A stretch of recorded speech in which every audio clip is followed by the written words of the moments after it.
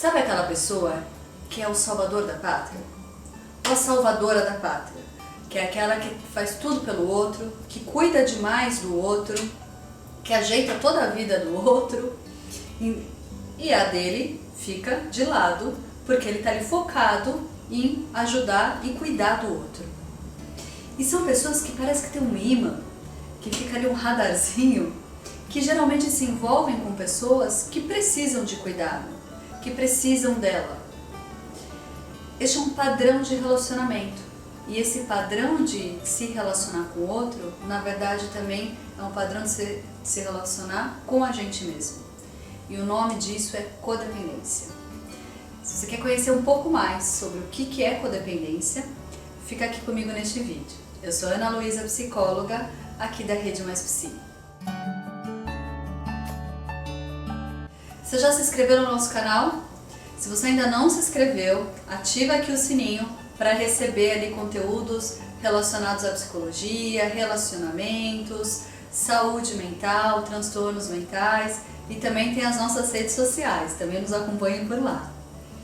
Bom, quando a gente fala sobre codependência, que eu acho que é um termo que hoje em dia tem se falado bastante, vamos para a origem dele, né? Porque a codependência, ela está muito associada à dependência química justamente pelo nascimento deste termo.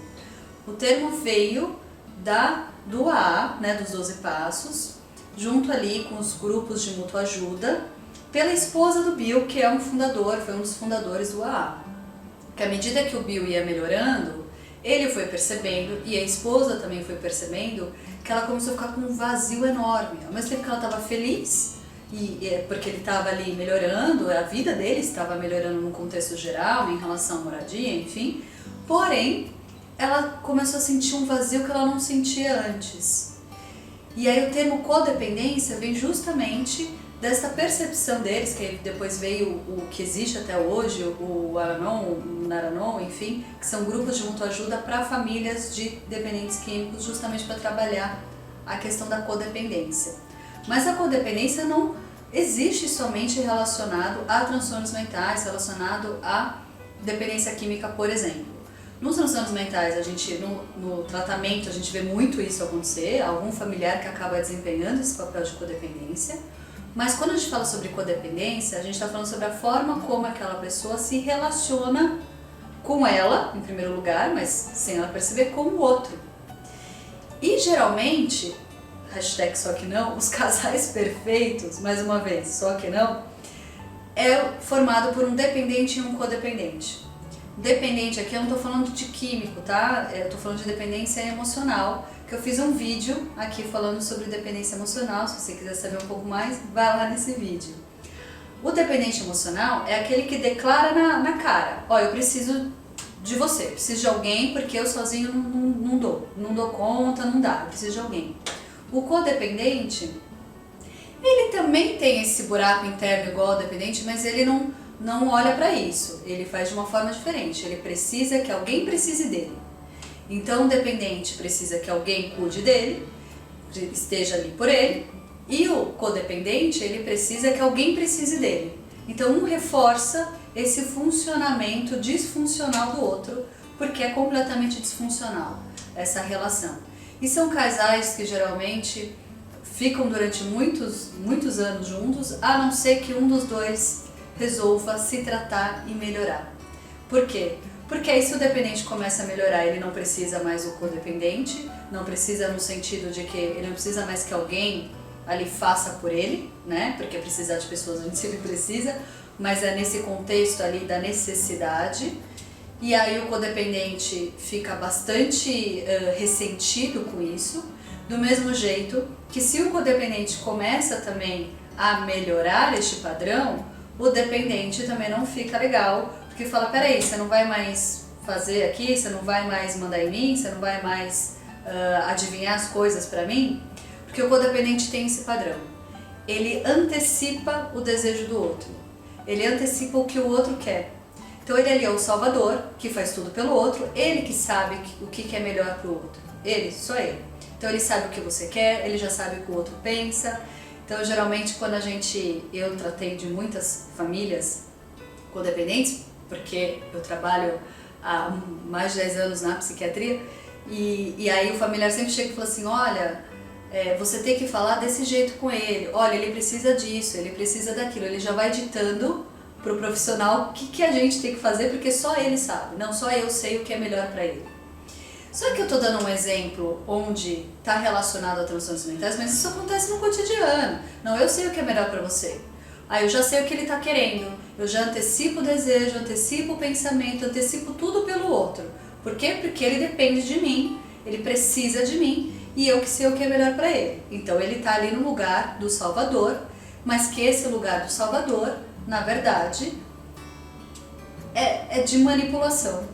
Porque ele está ali querendo que o outro faça o que ele quer. Ele não está ali realmente olhando para o outro, ele não está ali também olhando para si mesmo, né? Ele está ali se satisfazendo, confundindo amor com necessidade, que é outra característica do codependente também. Ele se sente amado no momento em que ele é reconhecido, no momento em que reconhecido no sentido de que o outro necessita de mim.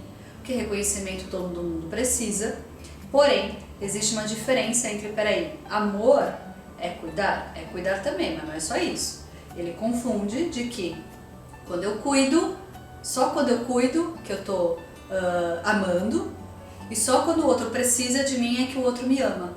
Então se o outro não precisa mais de mim, não tem essa necessidade de mim, não precisa que eu faça por ele, não precisa que eu vou lá e antecipo por ele, que eu cuide dele, então ele não me ama. Mas a lógica não é essa. Por isso que o codependente, ele fica em 3 posições. O de salvador, e quando o outro fala, olha, não vou fazer o que você quer, ou quando o outro resolve lá fazer por ele mesmo, ou quando ele resolve trabalhar internamente e tomar o próprio rumo eu não estou dizendo de separação, tá? O codependente, ele fica no lugar de vítima. Olha o que você fez comigo, eu sou assim por causa de você. Eu fiz tudo por você e você não reconhece. E você, olha só, você não me deu nada em troca. Mas ele escolheu fazer tudo. Ele escolheu, e eu já vi muito isso acontecer, a pessoa deixa o trabalho de lado, deixa a família de lado, deixa os amigos de lado para estar ali só atendendo às necessidades do outro. Do que ele supõe que seja a necessidade do outro, né? E aí quando o outro fala assim, ó, eu tenho ali meus amigos, eu vou sair... Não, peraí, que isso? Eu deixei tudo ali pra trás por causa de você? Mas em um momento o outro pediu. Então fica nesse jogo entre o salvador, ou ele é o salvador ou ele é a vítima, né? E aí um parênteses também, ajudar o outro sim é importante, porém não é uma ajuda genuína. Por quê? Porque quando é recusado, quando o outro recusa ajuda, ou quando o outro fala, olha, obrigado, mas agora deixa que eu mesmo organizo, sei lá, a nossa próxima viagem, eu mesmo marco os meus médicos, eu mesmo vou atrás do emprego, não precisa você ficar tentando me arrumar ali a situação. Quando o outro diz isso, o codependente fica muito ressentido, ele fica magoado, ele fica dolorido, aquilo dói nele. Eu falo, como assim? Mas eu sempre fiz, por que não quer mais? Não me ama mais, não me quer mais. A lógica dele é de que não necessita, não me ama. E não é nada disso.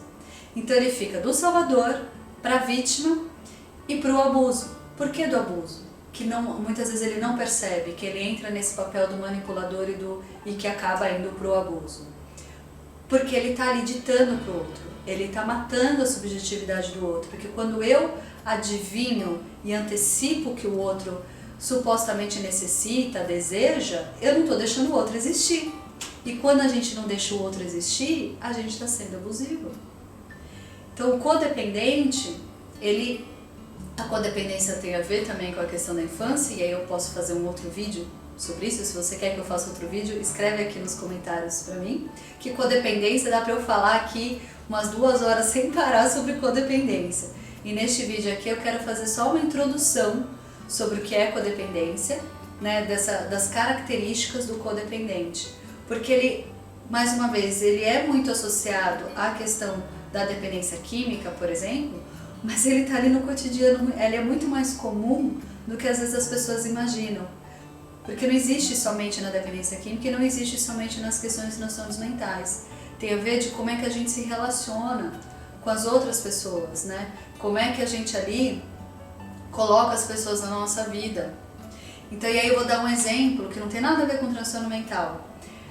O codependente, geralmente, como ele tem um imã, né, de pessoas que estão passando por momentos ali difíceis e que precisam de alguém, ele sem perceber ele aceita migalha. Por que ele aceita migalha? Às vezes ele está muito afim de uma pessoa, afim que eu digo amorosamente, romanticamente, e o outro tá ali desabafando com ele tá ali se abrindo com ele, pô, tô com problema na minha família, e procura ele, desabafa. E aí o codependente acredita que fala, poxa, a gente tem algo especial aqui, tá rolando algo especial, porque ele tá ali precisando de mim, ele tá aqui me procurando, e aí confunde isso de que a pessoa às vezes está afim. E às vezes o outro, lógico que existe uma coisa legal de que, poxa, ele tá ali te procurando porque você tá tendo uma escuta, enfim, você pode estar realmente exercendo uma função importante na vida dele, sim. Mas por que eu tô dizendo que aceita migalha? Porque o codependente confunde isso, por exemplo, com amor e não faz uma boa leitura. Por que não faz uma boa leitura? Fala, pô, eu tô afim dessa pessoa, mas essa pessoa já tá deixando meio que claro, né, de que ela me procura para desabafar, enfim, que também é importante, mas ela não tá afim de estar comigo, né, de realmente ter uma relação comigo. Ela não tá ali disposta a se envolver emocionalmente com ninguém, mas eu tô ali achando que o que a gente tem é super mega especial, não beijou nem na boca, mas tá super especial. E aí depois essa outra pessoa começa a namorar, eu falei, ele me enganou, ele foi um sacana comigo, e às vezes não foi nada disso. A sua leitura sobre o que é estar afim de você, que estava meio ali, que tá um pouco invertida, né? Então o codependente, basicamente, ele fica nessas três posições: o salvador, a vítima e, sem perceber, abusador. Se você quer que eu fale mais sobre isso, sobre codependência, sobre a origem da codependência, a origem que eu falo sobre essa questão infantil, do como é que isso tem a ver, da forma como a gente se relacionou lá atrás, e de como é que a gente vai arrastando na nossa vida adulta, se você quer que eu fale mais sobre as características, de como é que isso funciona no dia a dia, escreva aqui pra mim. E até o próximo vídeo. Tchau!